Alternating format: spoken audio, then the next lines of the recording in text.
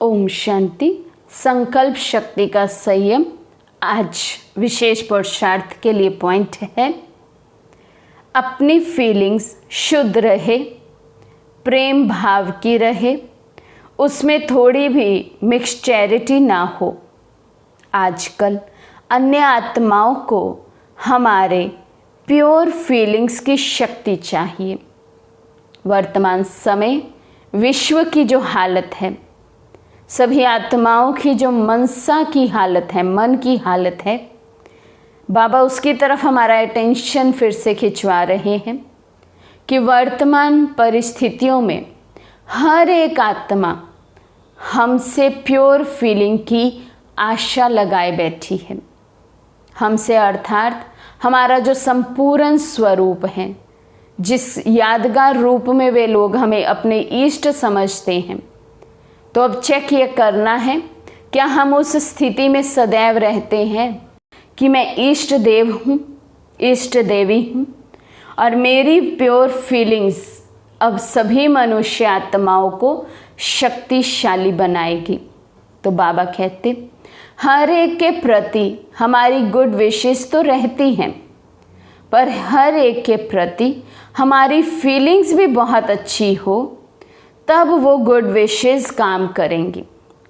Good wishes तो हम दे देते हैं, मुख से तो हम कह देते हैं हाँ आपका भला हो, आपका अच्छा हो, भगवान आपके साथ है या बाबा आपके साथ है, सब कुछ ठीक हो जाएगा, सब कुछ अच्छा हो जाएगा, आप शक्तिशाली आत्मा हैं। कितनी गुड विशेस हम दे देते हैं सभी को, लेकिन बाबा हमारी अटेंशन हमारी फीलिंग्स की ओर ले जा रहे हैं, क्योंकि केवल मुख से कहने से उतना लाभ, उतनी शक्ति उस आत्मा को नहीं मिलेगी यदि मैं मनसा में भी वही फीलिंग हर आत्मा के प्रति रखूं और सदैव रखूं।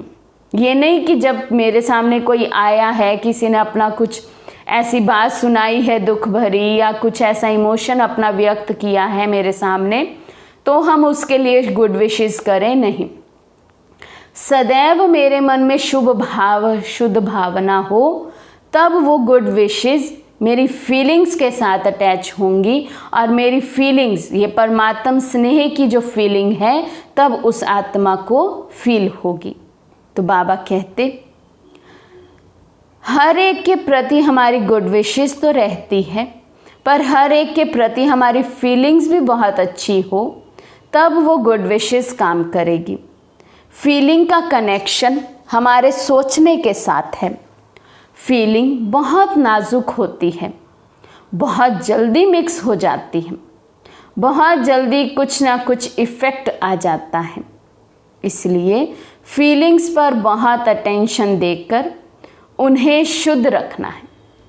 वाणी पर तो हम फिर भी अटेंशन दे देते हैं, हमारा ये ध्यान रहता है कि जहाँ मुझे अच्छा अच्छा बोलना है वहाँ हम अच्छा अच्छा ही बोलते हैं।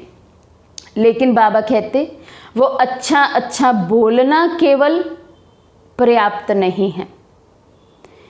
उस अच्छे अच्छे बोलने के पीछे 24 घंटे की जो मेरी फीलिंग रही है वो काम करती है। और 24 घंटे में बाबा कहते फीलिंग जो है वो बहुत सूक्ष्म है, एक सेकंड में चेंज हो जाती है। तो 24 घंटे में कितनी बारी मेरी फीलिंग चेंज हुई, ये हम अपने पर अटेंशन रखें।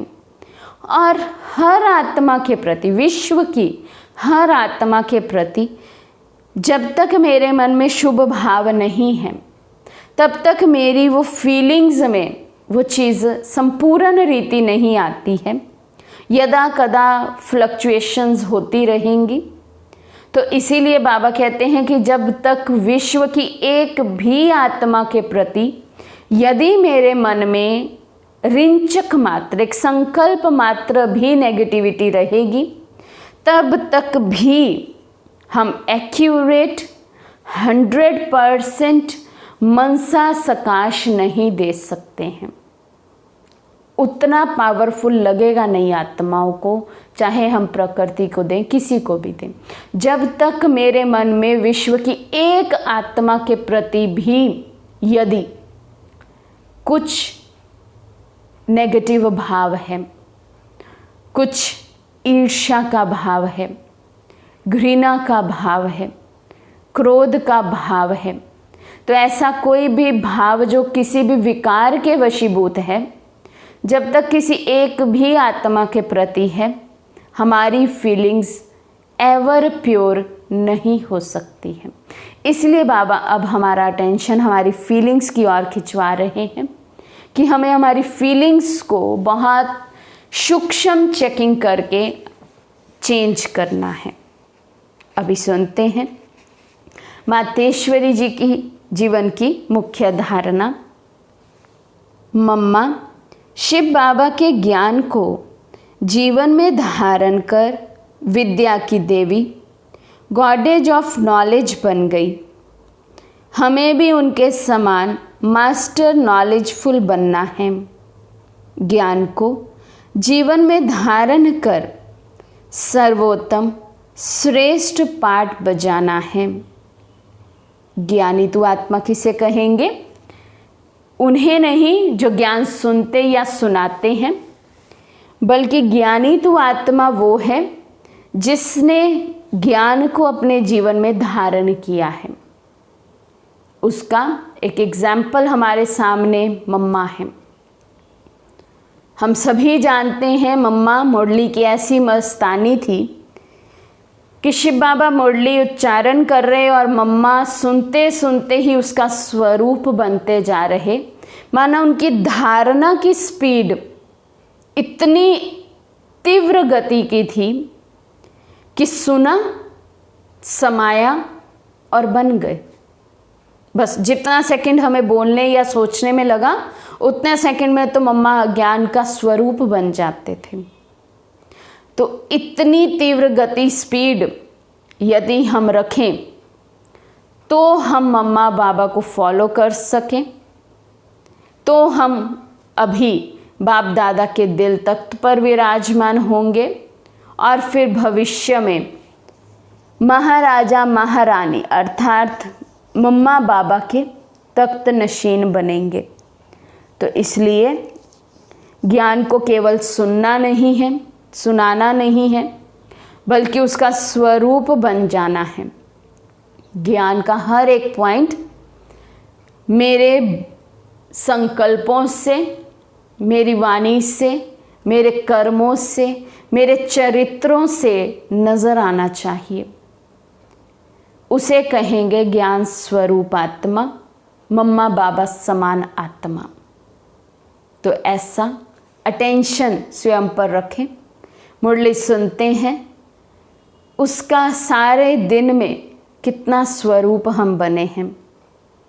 एक पॉइंट भी भले मुरली से हम ले लें कि आज मुझे सारा दिन इस पॉइंट का अभ्यास करना है, इस पॉइंट को जीवन में आज अप्लाई करना है, और ऐसे अप्लाई करना है कि आज के बाद फिर ये पॉइंट मेरे जीवन से निकले नहीं।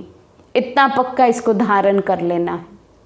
तो एक एक पॉइंट भी धारण करते जाएंगे तो जैसे बाबा कहते हैं कि एक विकार आया तो सभी विकार आ गए अपने आप उसके पीछे पीछे।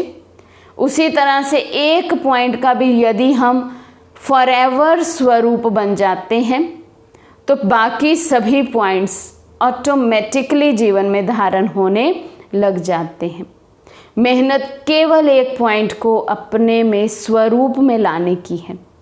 तो इतनी मेहनत हम ज़रूर करें, कोशिश करें, एक कदम उठाएं, बाकी पदम गुना मदद तो बाप दादा की है ही।